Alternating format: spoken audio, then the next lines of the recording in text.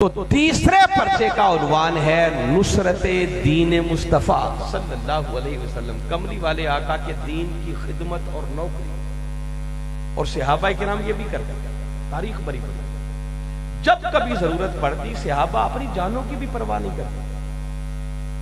کبھی میرے آقا اعلان کرتے جہاد کے لیے لشکر روانہ ہو رہا ہے، لاؤ کیا پیش کرتے؟ عمر فاروق جاتے گھر کا آدھا مال لا کے پیش کرتے۔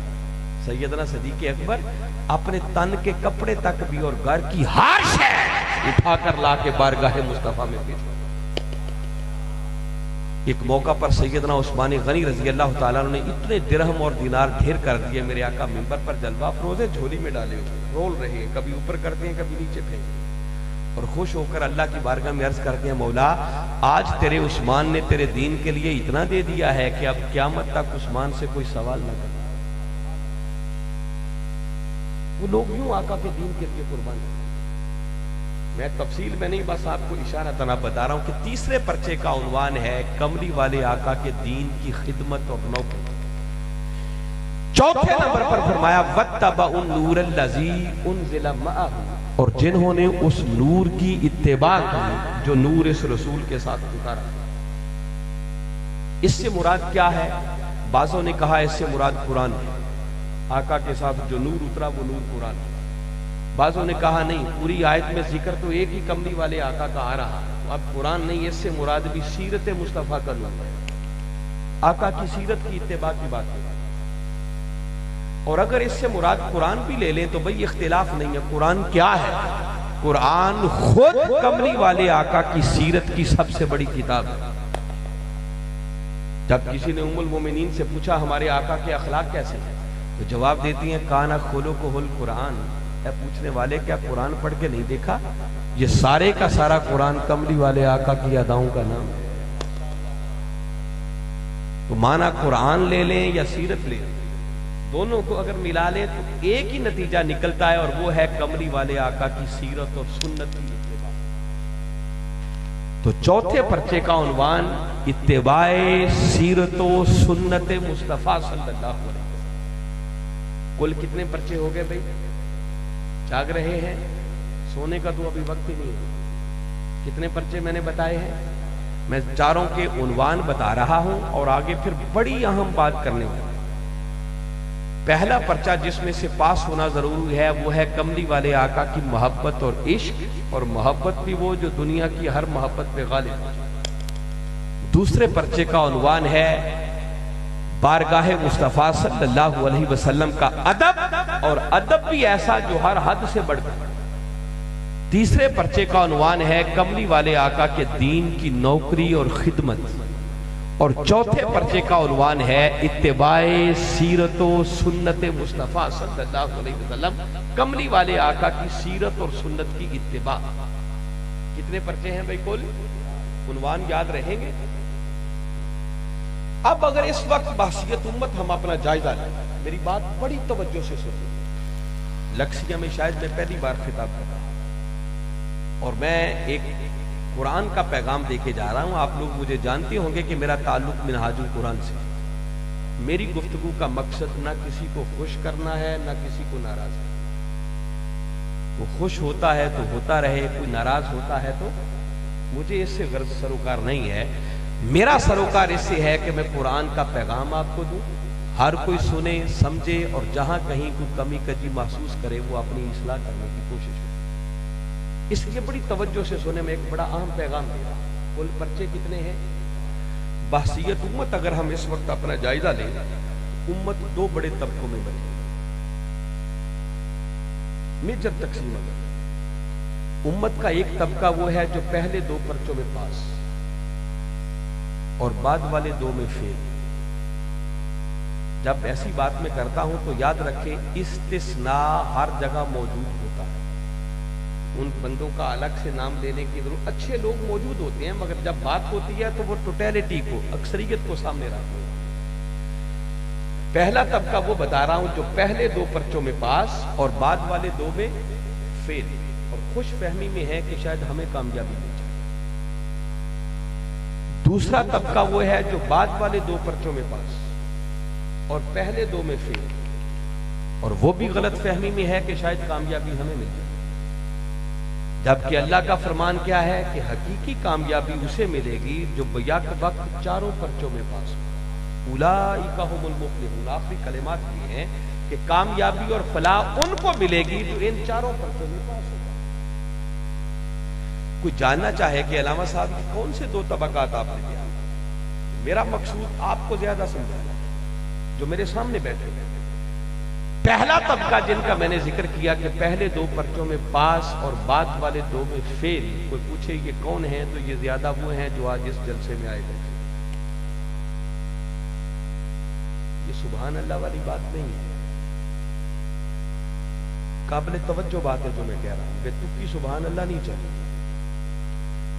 ہم آقا کی محبت اور ادب والے پرچے میں پاس ہیں، اگر آپ کو 100% نمبر بھی اس میں دیے جائیں تو یہ کوئی مبالغہ آ رہی نہیں ہے، یہ درست ہوگا، حق ہوگا۔ دیکھیں ابھی میلاد کا مہینہ آیا نا تو گلیاں اور بازار سج گئے، لائٹنگ ہو گئی، جھنڈیاں لگ گئیں، گھر گھر آقا کے میلاد کے جلسے ہو گئے، جلوس نکالے گئے، اور 12 ربیع الاول کو تو ایک جشن کا سما تھا۔ یہ بغیر محبت کے کوئی نہیں۔ کملی والے آقا صلی اللہ علیہ وسلم کا نام نامی اس میں گرامی اذان میں بھی آ جائے نا تو ہم انگوٹھے چوم کے اپنی آنکھوں سے لگائیں، یہ محبت کا اظہار ہے۔ ادب سنی مر تو سکتا ہے مگر بارگاہ مصطفیٰ کی بے ادبی گوارا نہیں کر سکتا۔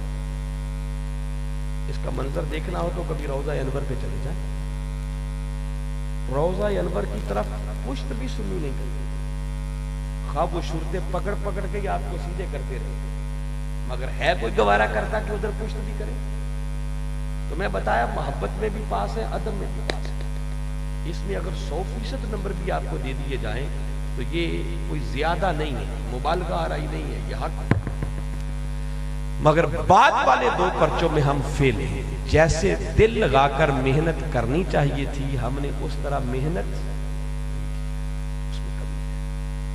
آقا کی دین کی نوکری والا پرچہ ہے، خدمت والا پرچہ ہے۔ میں کمپیریٹیولی آپ کو سمجھا رہا ہوں۔ دیکھیں ہمارے کچھ بھائی ہیں جو دین کی تبلیغ کے لیے نکلتے ہیں، کوئی 3 دن کے لیے نکلتا ہے، کوئی ہفتے کے لیے جاتا ہے، کوئی 10 دن کے لیے جاتا ہے، کوئی 40 دن کا چلہ لگاتا ہے، کوئی 3 ماہ کے لیے کوئی جاتا ہے، کوئی 6 ماہ کے لیے جاتا ہے نا کچھ کلمہ پڑھنے والے ہمارے۔ وہ جب جاتے ہیں تو بستر بھی ان کے پاس اپنا ہوتا ہے، کھانے پینے کا سامان بھی اپنا، ان کو مسجد میں ڈیرا لگانا پڑے تو وہیں ڈیرا لگاتے ہیں، کسی کو تکلیف نہیں ہے۔ گھر گھر جا کر جو ان کی سمجھ ہے، سوچ ہے، اس کے مطابق دین کی خدمت سمجھتے ہوئے گھر گھر آقا کے دین کا پیغام پہنچاتے ہیں۔ اگر ہمیں کہا جائے کہ تھوڑا سا دین کے لیے وقت آپ بھی دے دیں، ہم کہتے ہیں وقت ہمارے پاس، دین کی تبلیغ کرنا تو بڑی دور کی بات ہے، ہمارے پاس آج سننے کا وقت بھی کوئی نہیں۔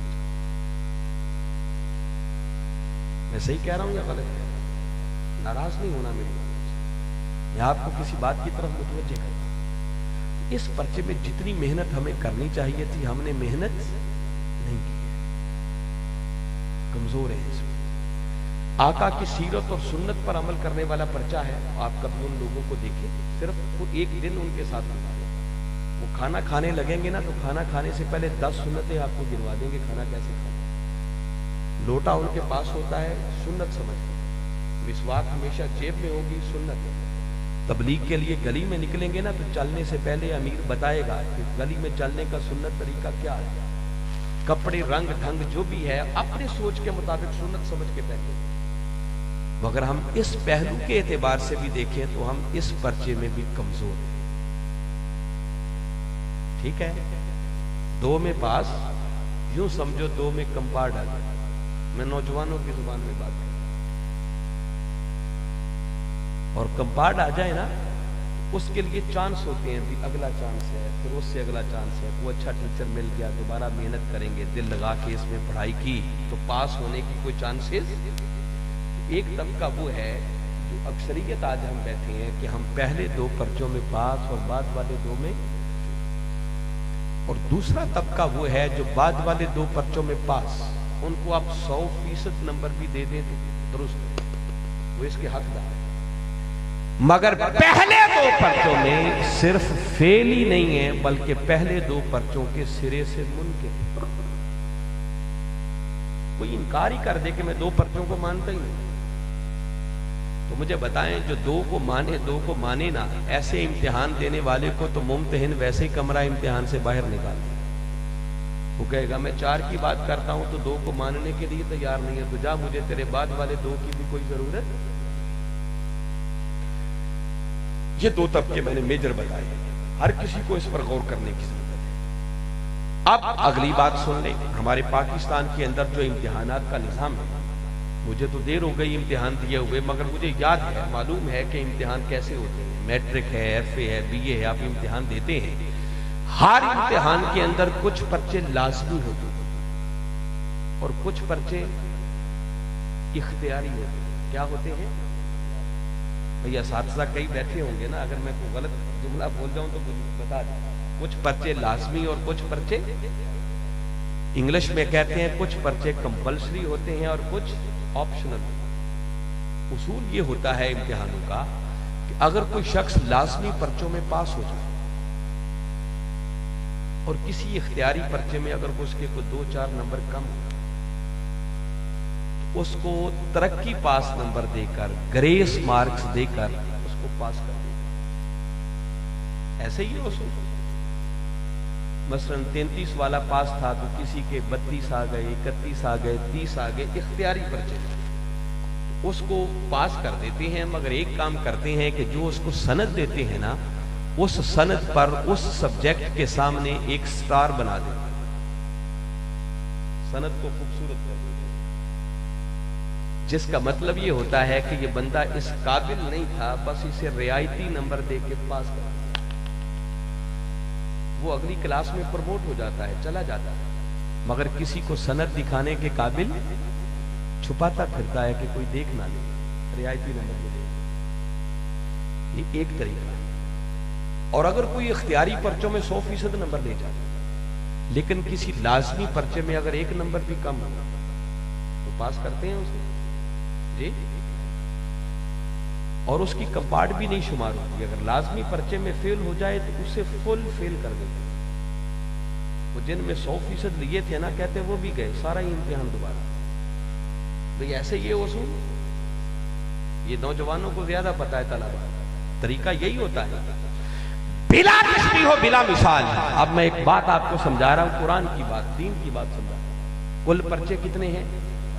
मैं जिम्मेदारी से एक बात कह रहा हूं, इन 4 पर्चों में कमली वाले आका की मोहब्बत, इश्क और अदब वाला पर्चा जो पहले 2 है, ये लाजमी और बुनियादी की हैसियत है, और बाद वाले 2 को मैं इख्तियारी नहीं कहता, मेरी जुबान इजाजत नहीं देती। मगर एक बात मैं जिम्मेदारी से कह रहा हूं, कान खोल के सुने, ये क्रक्स है मेरी गुफ्तगू। कुल पर्चे कितने हैं? अगर कोई शख्स पहले 2 पर्चों में पास हो गया, बल्कि बरअक्स दूसरी बात पहले कर देंगे, अगर कोई शख्स बाद वाले 2 पर्चों में पास हो, आका के दीन की नौकरी वाला और आका की सीरत और सुन्नत की इत्तिबा वाला, बाद वाले 2 पर्चों में कुछ 100% नंबर भी ले जाए, और आका की मोहब्बत, इश्क और अदब वाले पर्चे में अगर मामूली सी भी कमी रह गई, 1 नंबर भी कम होगा, ऐसे बदबख्त को फुल फेल कर दिया जाए, उसके पास होने की कोई सूरत नहीं।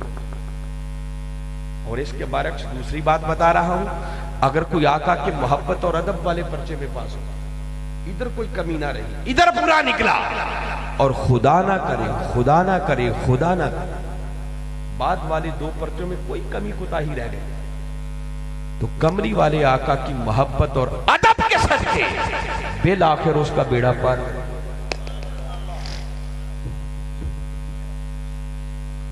लामा साहब, बात पूरी तवज्जो से सुननी है, पैसे आने जाने वाले बिल्कुल यकसुई से सुने, ये बिल्कुल निचोड़ है जो मैं इस वक्त देने लगा, और क्योंकि मैंने बड़े अहम जुमले बोले हैं, मैंने मामूली बात नहीं की है, और मैंने बताया मेरा ताल्लुक मिनहाजुल कुरान से। अकीदे की बात लोहे की तरह मजबूत होनी चाहिए, उसमें दरार की कोई गुंजाइश नहीं, और मैं अब ऐसी बात करके छोड़ के नहीं जाऊंगा कि आपके लिए कोई फितना पैदा कर दूं, नहीं। आइए इस पर कुरान सुना।